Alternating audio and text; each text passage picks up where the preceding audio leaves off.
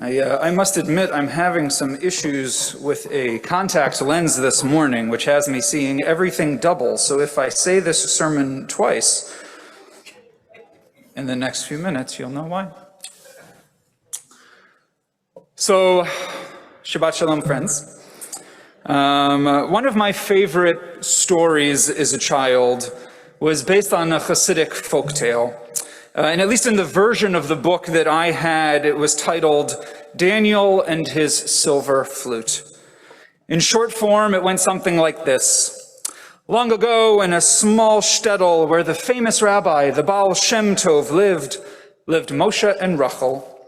Now Moshe and Rachel were blessed with 5 sons, and together they taught their sons the treasures of Torah. Their home was always full of joy, learning, conversation, and exploration. 4 of the 5 sons thrived in Cheder, but their son Daniel wasn't like his brothers. He couldn't sit, he couldn't learn his letters, he didn't seem to be paying attention the way the other boys did, and he often would get up and walk over to the window, staring longingly outside at the trees and the fields and the clouds. So Daniel was given the opportunity to apprentice with the shtetl shepherd, who each morning would collect the community's sheep and goats and cattle to take them out to the meadows and pastures around the village for the day, and then bring them back each evening. Now Daniel was thrilled. He loved the animals, being outdoors, being with the shepherd, and learning how to play the flute, which the shepherd taught him as they sat for many hours every day with the flocks. Daniel always felt that he was praying as he played the flute. Now, there were 2 days every year when Daniel wouldn't take the flocks to the fields, Rosh Hashanah and Yom Kippur. And on those days, he would join his family in the synagogue, where everyone would gather to join the Baal Shem Tov in the holiday prayers. One year on Yom Kippur, at Ne'ilah, the closing prayers, these final fervent prayers, they were being sung all around him before the gates of heaven were closed, and Daniel longed to join in. And not knowing how to read or recite the prayers, he instinctively reached for the flute in his pocket and began to play. He played with all of his heart and all of his soul, so happy to have finally found a way to participate in the community. But upon hearing the flute, the community stopped their praying, with shock and horror flowing through the room. After all, in this traditional community, musical instruments were not welcomed in the sanctuary on sacred days, let alone the holiest day of the year, Yom Kippur. Suddenly, people were shouting at Daniel to stop, and commotion ensued. The Baal Shem Tov interrupted his own prayer and walked over to Daniel. And with love in his eyes, he quieted the room, and he said, "Finally, our prayers will truly reach heaven as a full community, because Daniel has joined us with his pure love, joy, and devotion. We needed his contribution in order for God to hear all of us. This is how he prays, and though it's different than our prayers, it's wonderful." Now, as a child, learning that we each pray in our own distinct way and that our individual prayers are valued and are part of a communal tapestry, even when they don't necessarily align with how the rest of the community chooses to practice, was powerful. The fact that the young boy's name was Daniel certainly didn't hurt either when it came to my fondness for the book. So given my understanding, I was a bit taken aback when first studying this parsha as a teen. As I mentioned earlier, it's my bar mitzvah parsha, because we come across the following verses which seem to negate the central teaching of the Hasidic story. V'yikchu b'nei Aharon Nadav v'Avihu ish machtato, v'yitnu v'han esh v'yasimu alea ketoret, v'yakrivu lifnei Adonai esh zara asher lo tziva otam. Now Aaron's sons Nadav and Avihu each took his fire pan, put fire in it, and laid incense on it, and they offered before Adonai alien fire, which God had not commanded them.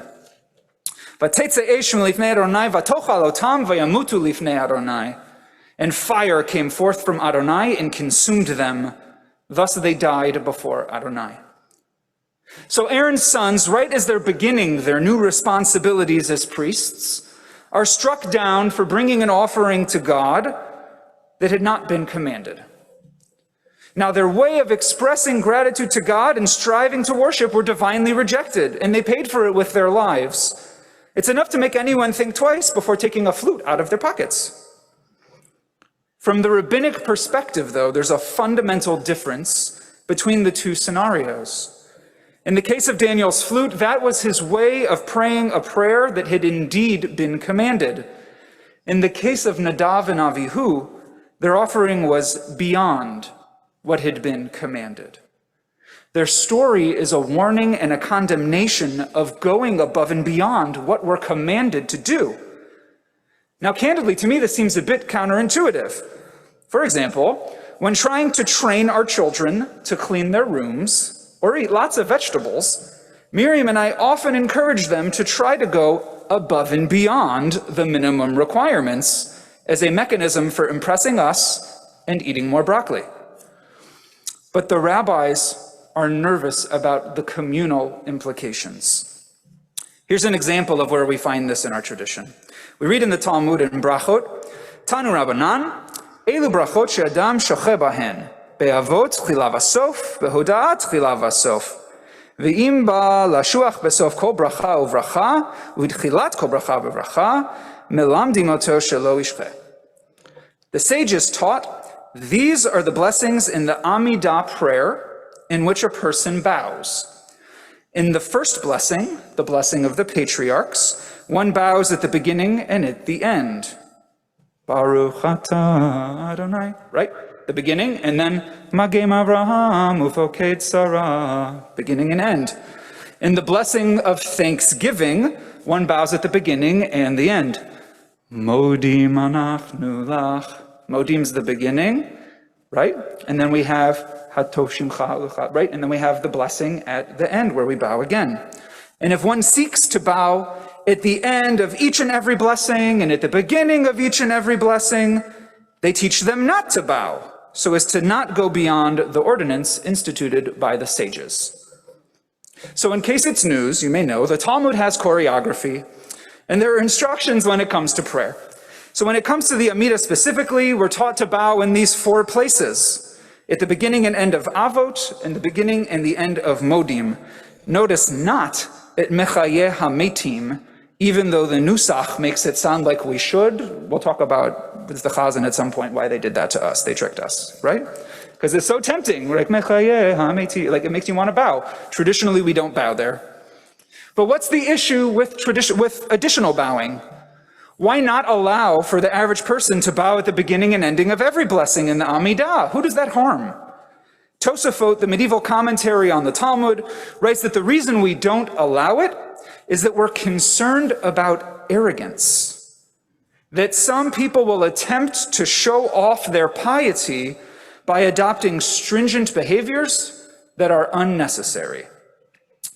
Taking on extra things that we're not instructed to do, particularly halachic stringencies to excess, is arrogant in the rabbinic mind and risks damaging the ability to form community, as it can lead to a slippery slope where everyone is trying to one-up each other in a game of holier than thou, rather than being able to rejoice in being together, embracing a shared set of communal norms.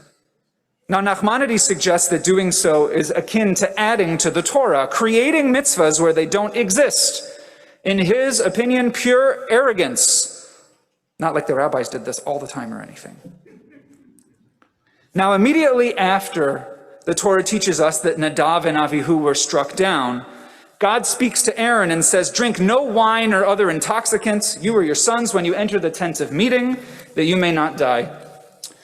The rabbis of the Talmud take this to mean that part of what made Nadav and Avihu's offering unacceptable to God was that it was offered while they were intoxicated. They had just come off a week-long party, and that they were arrogant enough to think that they could perform their holy duties as leaders of the community while under the influence.